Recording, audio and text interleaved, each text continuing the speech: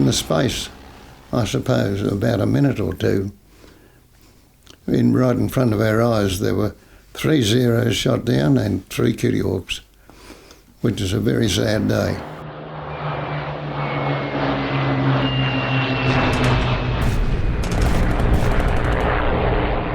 Once they flew over 3 times and had a good look at our place, we thought, well, you know, they're going to try and arrange a landing for sure.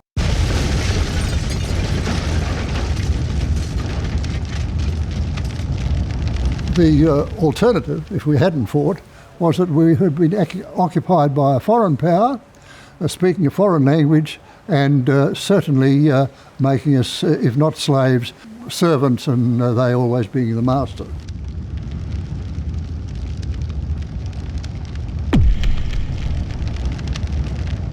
Barbed wire was everywhere. Our own house had a crater next to it where what they call daisy cutter bombs dropped in, made this big crater by the side of the house. And there were machine gun bullet holes along the sides of the wall. So it then brought home to us just how much this war meant to us as a family.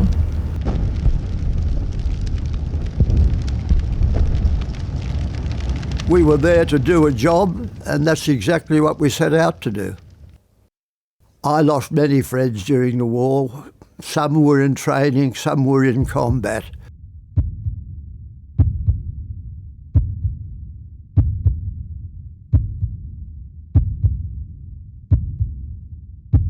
They sent trucks around the streets picking up bodies, and if we stacked them too deep in the back of the trucks, they dug mass graves out on the beach of Wanilli.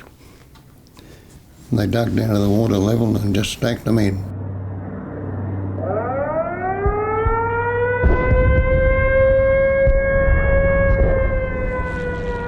A good friend of mine who was standing in front of me copped a bit of shrapnel in his back, and he was very close to me, and I was sprayed with his blood.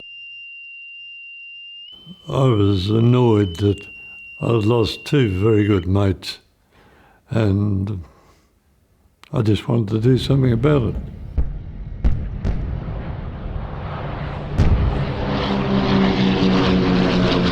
I remember one night, bombs were going off all night long, and the whole house that we were in was shaking, and the plaster came down off the wall in powder form and covered our blankets and everything else. And when we got up in the morning, we felt we were in a snowfield. I've seen this Japanese dead soldier there, and he had his wallet picking up, and I picked it up, and he had his wife and family there.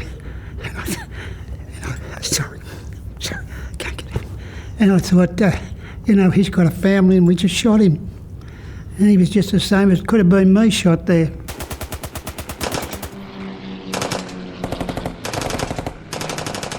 I drove a big GMC truck up there with a load of bombs, 7 tons of bombs. So I carted 7 tons of bombs 1,000 miles closer to Tokyo.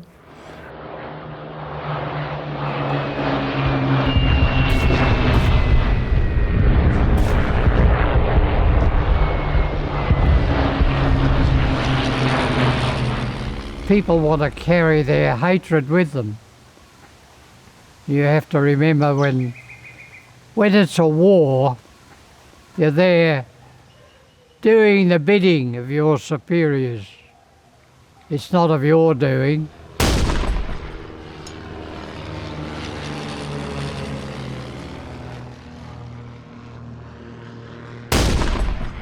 If it hadn't have been for my generation, maybe the Japanese would have got in here.